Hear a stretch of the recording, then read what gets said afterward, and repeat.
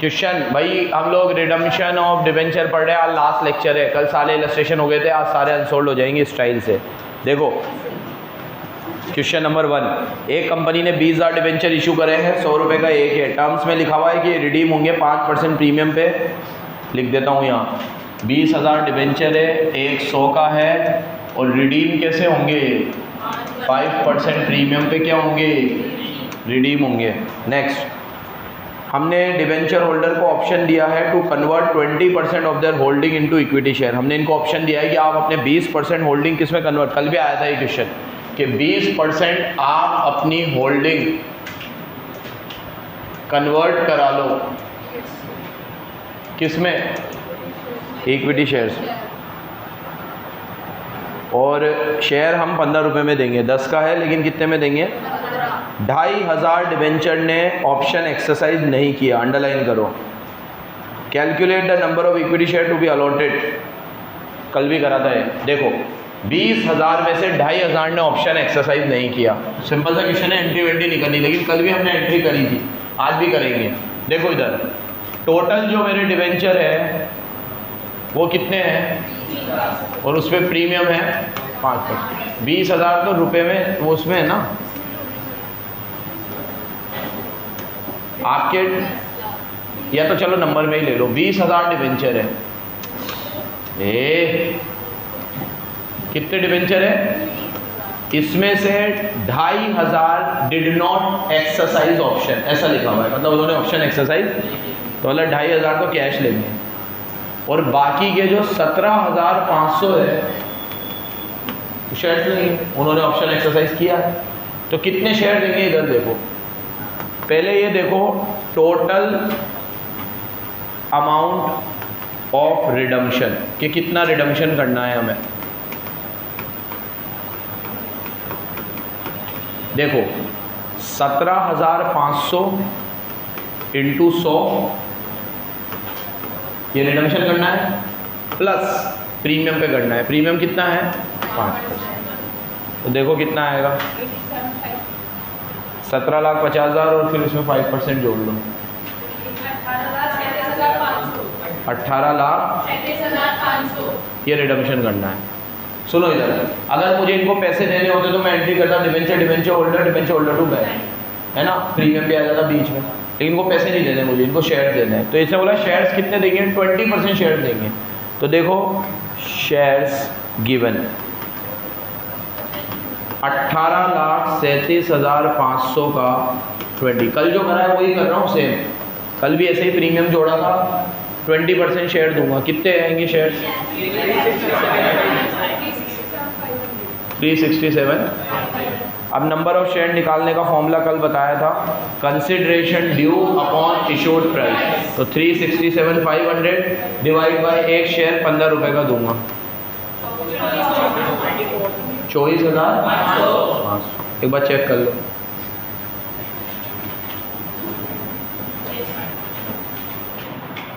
Entry भी देखो आ गया 24,500। सामने देखो एंट्री भी बता रहा हूँ। पहली debenture account debit, premium on redemption debit to debenture holder, और पैसे दूंगा डिबेंचर होल्डर टू बैंक, और शेयर दूंगा टू इक्विटी शेयर, और प्रीमियम पे दूंगा टू एसपीआर। फोटो ले लेना अभी इसका। अब देखो इधर मैं सबका तो रिडम्पशन कर ही नहीं रहा, अभी 17,500 का ही कर रहा हूँ। तो 17,500 इंटू 100 कितने होते हैं, 17,50,000। प्रीमियम इसका 5% कितना होगा,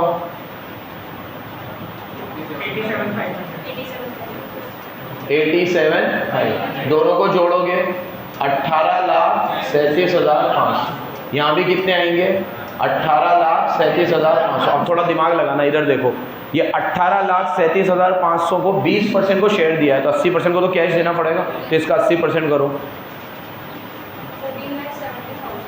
14,70,000 को मैंने कैश दे दिया और बाकी को शेयर दिए हैं। तो शेयर कितने हैं 24,500, एक शेयर 10 रुपये का है, 10 का है ना, देखो इक्विटी शेयर शायद 10 का ही है, प्रीमियम 5 का है।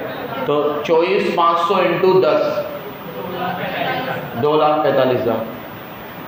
और 24,500 इंटू 5 1,22,500। ये पूछी नहीं है लेकिन पूछ सकता है, इसलिए कल भी कराई थी, आज भी करा रहा हूँ। एंट्री भी याद रखना, ठीक है। कोई बहुत महाभारत काम नहीं किया है मैंने। पैसे दूंगा तो debenture holder to bank, share दूंगा तो debenture holder to share capital to SPI. बिल्कुल सिंपल है, जो कुछ है वो ये है कैलकुलेशन। ये कल भी करी थी, आज भी करिए। फिर सुन लो, 2,500 ने तो मना कर दिया, हम रिडम्पशन नहीं करवा रहे, तो कितने बचे? 17 का। एक कितने का है? 100 का। तो कितने देने थे? 17,50, लेकिन 5% प्रीमियम भी देना था, तो टोटल कितने देने थे? अब क्या 18 लाख को पूरे शेयर दे दूं? नहीं। कितने शेयर दूंगा? सिर्फ 20%, तो उसका 20% निकाला, तो 20% कितना आया? 367। अब 367 तो अमाउंट में आया, एक शेयर कितने का होगा? ये तो अमाउंट में आया, एक शेयर कितने का होगा? 15 का, गिवन था 15 का, तो फॉर्मूला लगा दिया, कंसिडरेशन ड्यू डिवाइड बाय 15 किया, तो शेयर कितने आए? 24,500 को 10 से करा, प्रीमियम में 5 से करा, और जो पैसा देना था वो बैंक में गया, एंट्री करी। फोटो ले लो, ग्रुप पे डाल देना। अगले पे आओ।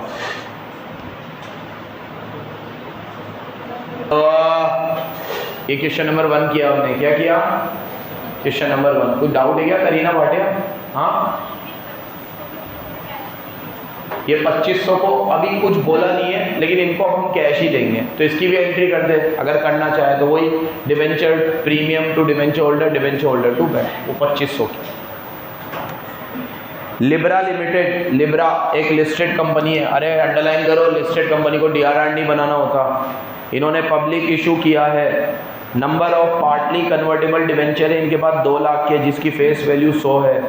इसमें कन्वर्टेबल पोर्शन 60% है, और कन्वर्ट होगा 6 महीने बाद, 6 महीने बाद। और वहाँ रख दे वो मोबाइल के ऊपर। अब date of closure, subscription list 1 मई को बंद होगी और अलॉटमेंट 1 जून को होगा। अंडरलाइन करो, अलॉटमेंट 1 जून को होगा। अंडरलाइन करो, अलॉटमेंट 1 जून को होगा। और इंटरेस्ट देना है हमें 15%। ओ हो, इंटरेस्ट भी देना है। और इक्विटी शेयर जो है वो हम 60 का देंगे, फेस वैल्यू 10 है। Number of debenture applied for 2 lakh, interest हम लोग हाफ ईयरली देते हैं। आपको रेलेवेंट जनरल एंट्री करनी है, कैश वगैरह की भी करनी है, जनरल एंट्री करनी है। क्या करनी है? Question number 2। अब एक मिनट देखो, जनरल एंट्री इशू की भी करनी है क्या? ऊपर क्या बोला था? मेड अ पब्लिक इशू, मतलब इशू करे इन्होंने। कितने इशू करे हैं? Partly convertible debenture. अब इशू बोला है तो इशू की भी करो एंट्री। नीचे पढ़ो, ऐसा कुछ बोला है सिर्फ रिडम्पशन की करनी है?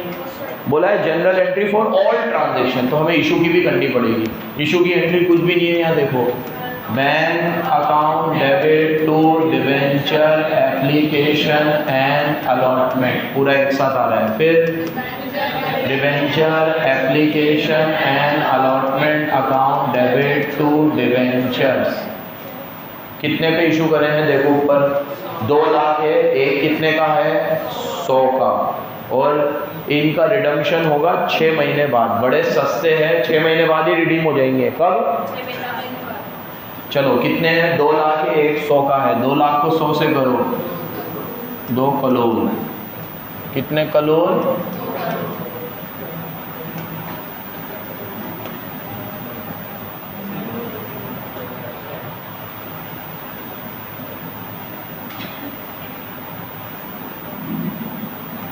ठीक है, नेक्स्ट। अब मैंने पहले ही बोल दिया लिस्टेड कंपनी है, तो लिस्टेड कंपनी का तो DRR नहीं बनता है ना, लिस्टेड का थोड़ी बनता है, अनलिस्टेड का बनता है। अब आगे बोला है कन्वर्टेबल पोर्शन को 60% है, मतलब 60% को शेयर्स देंगे हम, और बाकी 40% को क्या देंगे? कैश। जैसे पिछले क्वेश्चन में 20% को शेयर दिए थे, तो 80% को कैश। अब कोई ये पूछे सर ये कब बोला कि बाकी को कैश देंगे, तो बाकी का पैसा खा जाओगे, मतलब क्या मतलब निकलेगा? ठीक है, क्या मतलब निकलेगा? जैसे अगर मान लो मेरे को स्नेहा को 20,000 देने, तो मैंने कहा बेटा तेरे को 8,000 तो फ़ोन पे कर दूंगा मैं, बाकी लाल डायरी में लिख लेना। तो अगर मैं कह रहा हूँ 8,000 फ़ोन पे कर दूंगा, तो बाकी के 12,000 कैश में दूंगा, किसी में तो दूंगा ना, खा थोड़ी जाऊंगा। तो आप कह रहे हो 60% को शेयर दे देंगे, तो बाकी को क्या दोगे? फिर बाकी को कैश दोगे। आगे सब्सक्रिप्शन 1 मई को हुआ है, अलॉटमेंट 1 जून को हुआ है। अंडरलाइन करो, पहले करवा ही दिया। 1 जून से ब्याज मिलेगा, याद रखना। ब्याज अलॉटमेंट के बाद से मिलता है। कब से मिलता है? ये शायद 12th वगैरह में भी बताई होगी। जब तक अलॉटमेंट नहीं होता तब तक वो चीज़ आपकी नहीं हुई है। अलॉटमेंट होने के बाद ही होगा वो। जैसे गाड़ी का एग्जाम्पल देता हूँ मैं कि अपन गाड़ी शोरूम से ले आते हैं, लेकिन आपकी आरसी आने में 10-15 दिन लग जाते हैं। तो गाड़ी के मालिकाना हक आपको कब मिलेगा? जब आरसी आ जाएगी। डिलीवरी तो आप पहले ले लेते हो, तो याद रखना एक तरीके से शेयर्स का मालिकाना हक कब मिलेगा आपको? जब अलॉटमेंट होगा। अंडरलाइन कर लेना, 1 जून से ब्याज मिलेगा और इंटरेस्ट की रेट है 15% और कन्वर्जन होगा। Number of debenture applied for वो तो 2 लाख ही है और ब्याज देना। चलो आप पहले एक काम करते हैं, पहले ब्याज दे देते हैं फिर रिडम्पशन करेंगे। यहाँ देखो, यहाँ देखो ब्याज कितना देंगे? ब्याज देने की एंट्री होगी interest account debit. Debenture holder खोलूँ कि डायरेक्ट दे दूँ? डायरेक्ट दे देते हैं 2। अब देखो ब्याज कितना आएगा? 2 करोड़ की डिवेंचर है, ब्याज की रेट है 15%, है ना, 15%। और इनका ये हुआ है 1 मई और 1 जून को अलॉटमेंट हुआ है, तो जून से ब्याज मिलेगा। जून, जुलाई, अगस्त, सितंबर। शायद सितंबर में तो रिडम्पशन ही हो गया। देखो कब हो गया रिडम्पशन? सितंबर। कहाँ लिखा हुआ है? कहाँ लिखा हुआ है यार? हाँ, ऊपर लिखा हुआ था ऑन एक्सपायरी ऑफ 6 मंथ लिखा हुआ था ऊपर। क्या लिखा हुआ था? On expiry of 6 month. तो भैया 6 मंथ है तो नहीं, आप नीचे लिखा हुआ है ब्याज हम लोग सितंबर और मार्च में देते हैं, तो पहले सितंबर तक का ब्याज देंगे। तो सितंबर का ब्याज कितना आएगा? देखो इधर, जून, जुलाई, अगस्त, सितंबर, 4 महीने का ब्याज आएगा अप टू सितंबर। ठीक है, कर लो। तो ब्याज ही 10 लाख आ रहा है यार, डिवेंचर भी तो 2 करोड़ है। ठीक है, अब क्या करेंगे? सितंबर के बाद मार्च में भी ब्याज देना है, लेकिन मार्च के पहले तो रिडम्पशन ही हो जाएगा। रिडम्पशन कब होगा? बोला है ना ऊपर, सेकंड लाइन पढ़ो। रिडम्पशन होगा on expiry of 6 month from the date of closure. तो क्लोजर हुआ है देखो 1 मई को, वो बोला है डेट ऑफ क्लोजर। हालांकि अलॉटमेंट 1 जून को हुआ है, लेकिन क्लोजर कब हुआ है? 1 मई को। मतलब हमने सब्सक्रिप्शन लिस्ट कब बंद कर दी? 1, मतलब सारा डिवेंचर हमारे पास 1 महीने को आ गया, 1 मई को। और 1 मई के बाद हमने अलॉटमेंट कर दिया 1 जून को। तो 1 मई से 6 महीने गिन लो, मई, जून, जुलाई, अगस्त, सितंबर, अक्टूबर। तो 30 अक्टूबर को हम लोग करेंगे। 1 से ले रहा हूँ ना मैं, तो 1 सुनो इधर, 1 मई से 1 जून, 1 जुलाई, 1 अगस्त, 1 सितंबर, 1 अक्टूबर, 1 नवंबर। 1 नवंबर को करूँगा मैं, 1 नवंबर या 31 अक्टूबर। ठीक है, तो अब मैं रिडम्पशन करने से पहले फिर इंटरेस्ट दूंगा। क्यों? क्योंकि यहाँ मैंने सिर्फ सितंबर तक का इंटरेस्ट दिया है, तो अक्टूबर का भी तो दूंगा। तो या 1 नवंबर ले लो, डेट भी लिखते जाओ, नहीं तो तुम कंफ्यूज होगे। ये 30/9 की है। ये कब की है? 30/9 की। और ये 1 जून को जब रिडम्पशन हुआ, 1 जून, अरे रिडम्पशन क्या हुआ? अलॉटमेंट हुआ। तो 1 जून को अलॉटमेंट हो गया, 30 तारीख को ब्याज दे दिया। अब 1/11 को 1 महीने का ब्याज और दे दो, तो ब्याज देंगे तो interest account debit to bank.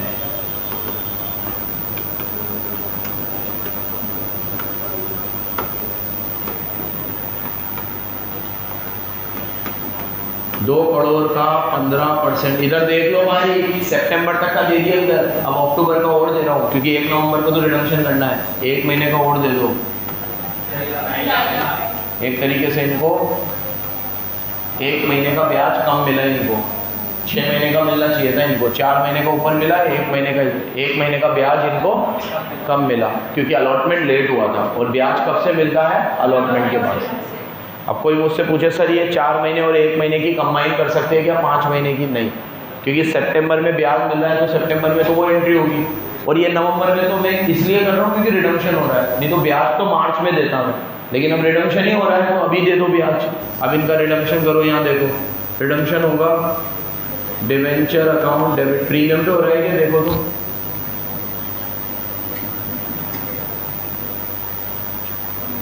नहीं है, तो debenture account debit to debenture holder, फिर debenture holder account debit to bank, क्योंकि पैसे भी दूंगा, शेयर्स भी दूंगा, और शेयर्स भी किस पे दूंगा? प्रीमियम। अब इधर देखो कितने डिवेंचर है? डिवेंचर तो वही 2 करोड़ के हैं। और अब देखो शेयर्स कितने दूंगा? 60%। 60% दूंगा तो 2 करोड़ का 60%, 1 करोड़ 20 लाख। कहाँ है? अबे वो तो शेयर प्रीमियम पे दे रहा हूँ, रिडम्पशन थोड़ी प्रीमियम पे होगा। हाँ तो शेयर के लिए तो मैंने SPR लिखा है ना। आप तो पहले ये देखो 2 करोड़ है, इधर मेरी बात सुनो, 2 करोड़ में से 60% कन्वर्जन होंगे तो 40% को कैश देना है, तो पहले तो 2 करोड़ का 40% निकालो। यहाँ ले लो 2 करोड़ और 40%, 80 लाख। तो 80 लाख को तो कैश दे दो, ये 80 लाख। अब इधर देखो, अब बचे 1 करोड़ 20 लाख। कितने बचे? बोर्ड पे देखो, उसके लिए फॉर्मूला लगा दो, 1 crore 20 lakh upon consideration issued price. Issued price कितना है? एक शेयर कितने का है? 60 रुपये का। गिवन है 60 का। 0 0 काटो तो नंबर ऑफ शेयर कितने आएंगे? और शेयर की फेस वैल्यू बताओ क्वेश्चन में से देखकर, 10 रुपये। तो 2 लाख को 10 से करोगे 20 लाख, और प्रीमियम 50 का, क्योंकि शेयर 60 का है, शेयर 60 का है तो प्रीमियम 50 का हुआ, तो 2 लाख को 50 से करो। एक बार चेक कर लो ये सारी एंट्रीज जल्दी से।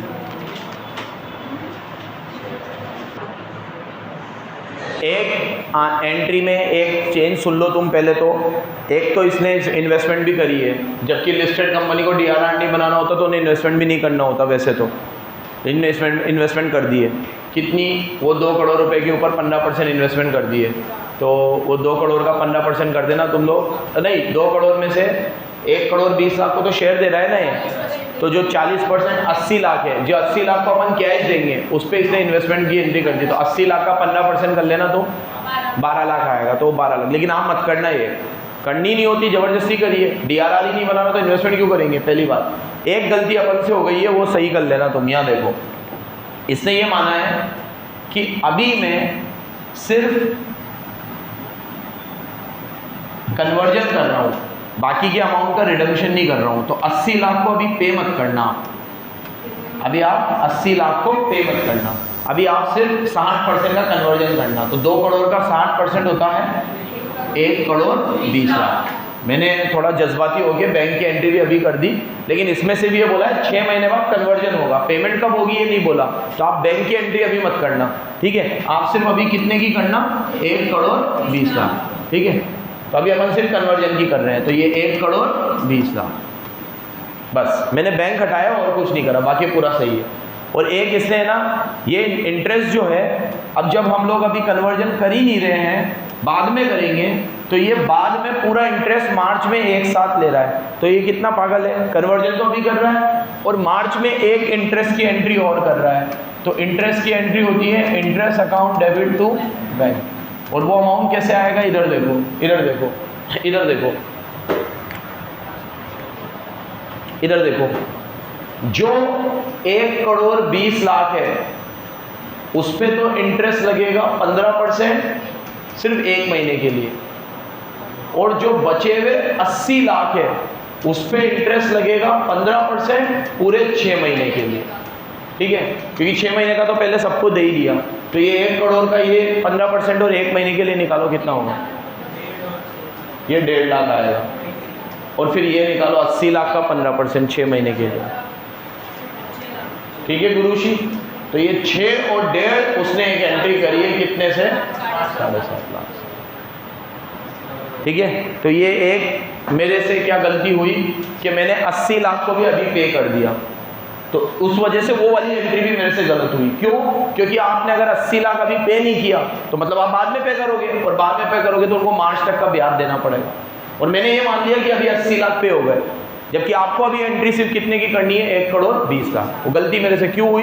क्योंकि उसने सिर्फ कन्वर्जन बोला था, अभी पे करने का नहीं बोला था। तो वो सही है बिल्कुल कि आपको अभी सिर्फ कन्वर्जन की एंट्री करनी है, पे करने की एंट्री।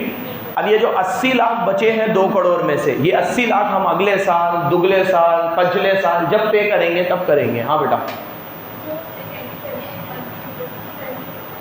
ये कर सकते हो ना, यहाँ कर सकते हो, कोई दिक्कत नहीं। तो फिर 3 हो जाएगी, एंट्री तो वही रहेगी इंटरेस्ट टू बैंक। हाँ, फिर इधर 6 महीने की करोगे। हाँ ऐसा भी तो नहीं लिखा हुआ कि करनी है, ऐसा लिखा हुआ है कि सिर्फ कन्वर्जन हो रहा है अभी।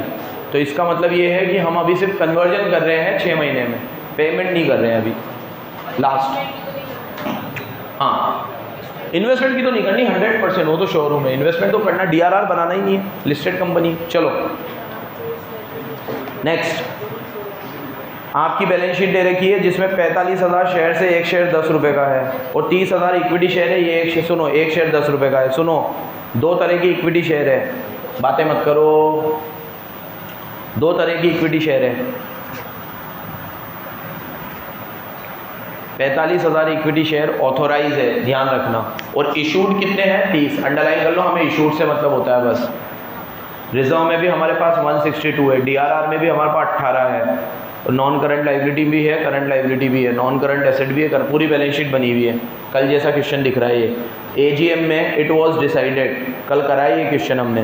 AGM में it was decided to give existing share holder an option to purchase 1 share of 10 at 15 for every 4।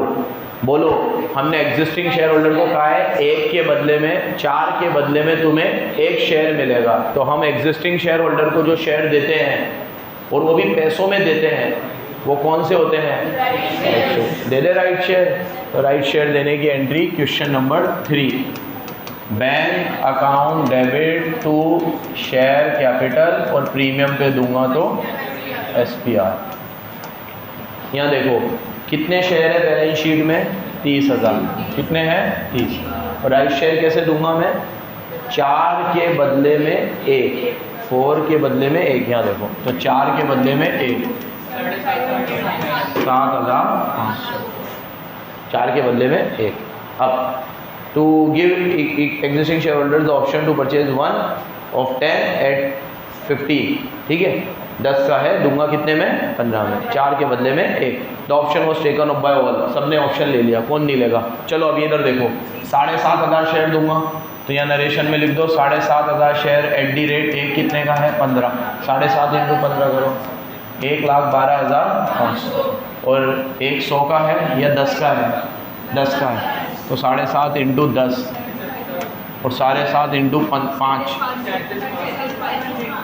अबे कैलकुलेटर वगैरह कुछ तो हाथ में लिया कर, बिल्कुल ही करना, क्यों बैठा करो एकदम। फर्स्ट हो गई। सेकंड, इशू 1 बोनस शेयर, ये फिर कल वो वाली बात आ गई। बोनस शेयर देगा 5 के बदले में 1। अब क्या मानूं कि 30 को बोनस दूंगा कि 37 को दूंगा? कल जो माना था वही मानना पड़ेगा। लिखा हुआ है क्या? लिखा हुआ है क्या? मेरे को तो नहीं लिख रहा कुछ भी। ब्रैकेट में कह रहे हैं held prior to the bonus. अच्छा, ये बोनस के पहले जिनके पास शेयर, अबे तो ये लिखा हुआ है बोनस के पहले जिनके पास शेयर थे। बाउली, ये थोड़ी लिखा हुआ है इनको बोनस मिलेगा कि नहीं मिलेगा। कुछ भी बोनस दिख गया तो ये लिखा हुआ है। और ये इससे पढ़ो तो सही। अरे कल का मसला याद है? कल क्या मसला था? ये मसला था कि जो 30 है उनको ही बोनस दूं कि राइट देने के बाद वो 37 हो जाएंगे, तो 37 को बोनस दूं। कल क्या माना था? कंबाइन करके दिए थे, तो आज भी वही करेंगे। तो 37,500 डिवाइड बाय बोनस, 5 के बदले में 1, 5 × 1 वापस हो जाएगा। बोनस रिजर्व में से देते हैं। देखो हमारे पास क्या क्या रिजर्व है? P&L, और क्या है? DRR में से नहीं देते। और अभी हमने SPR बनाया है, तो पहले हम पैसा लेंगे किस में से? SPR में से। कितना? फिर हम पैसा लेंगे किस में से? और फिर हम बोनस देंगे। तो बोनस टू शेयर होल्डर, और फिर बोनस देने की एंट्री करेंगे bonus to share holder debit to equity share capital. Board पे देखो 37 ही बचा, और 7.5 शेयर है, तो ये 10 रुपये का है, तो यहाँ आएंगे 75,000, है ना। और यहाँ भी आएंगे 75,000, और यहाँ भी आएंगे। ये बोनस की 2 एंट्री है जो चैप्टर में भी पढ़ी थी और बार बार रिवाइज भी करा रहा है। याद है ना ये बोनस की एंट्री? CRR होता तो CRR में से भी बोनस दे सकता था, DRR में से नहीं दे सकता। चलो अब आगे, अब क्या करें? अनलिस्टेड कंपनी क्या? ये ऊपर पढ़ो तो पहली लाइन में अरे यार फिर नाटक होंगे।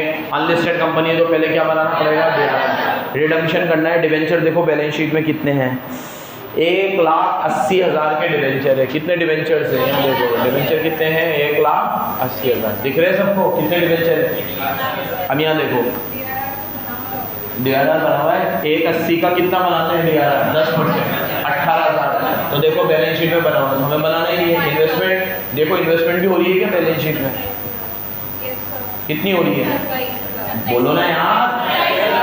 तो 1,80 का 15% करो कितना होता है, और 1,80 का 10% करो तो DRR भी ऑलरेडी बना हुआ है और इन्वेस्टमेंट भी ऑलरेडी हो रही है। तो हमें बस रिडम्पशन करना है, लेकिन रिडम्पशन करने से पहले हम इन्वेस्टमेंट बेचेंगे, क्योंकि किसका, किस पे, इन्वेस्टमेंट पे इंटरेस्ट की रेट है देखो, फिर अज्यूम करूँ, ठीक है। अब देखो इन्वेस्टमेंट बेचूंगा, पैसा आएगा, बैंक अकाउंट डेबिट टू 27, और अब रिडम्पशन कर दो एकदम धड़ल्ले से। डिवेंचर अकाउंट डेबिट, प्रीमियम पे करना है, कितना है प्रीमियम, तो premium account debit to debenture, फिर debenture holder account debit to, कितने डिवेंचर है, 1,80। प्रीमियम कितना है, 1,80 का 3%, तो ये हो जाएगा 1,85,400, 1,85,400, 1,85,400, ठीक है। और अब DRR का पैसा जो है, चेक करो जल्दी से, चेक करो, पहले चेक करें, 1 मिनट चेक कर।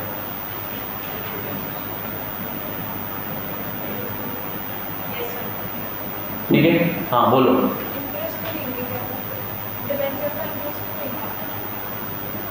रेट कहाँ है, इन्वेस्टमेंट का बोल रही है, किसकी बोल रही है, पे करने का बोल रही है। रिडम्पशन कब हुआ है ये देख,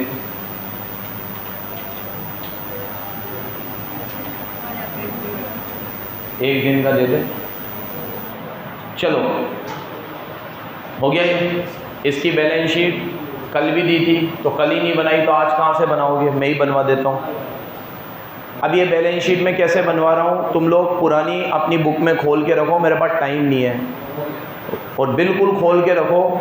और अगर कल बना के नहीं लाया कल वाले क्वेश्चन की, मैं आगे नहीं पढ़ाऊँगा तुम लोगों को, साफ बोल रहा हूँ। खोलो ये वाली बैलेंस शीट पहले। अब इसमें देखो क्या चेंज हुआ है, पहले ऑथोराइज है, ऑथोराइज तो लेते ही नहीं है। इशूड लो, इशूड पहले 30,000 शेयर थे, अब देखो इधर 30 में 7.5 तो ये राइट दिए और बोनस दिए, दोनों जोड़ लो तो नए शेयर 45 हो जाएंगे।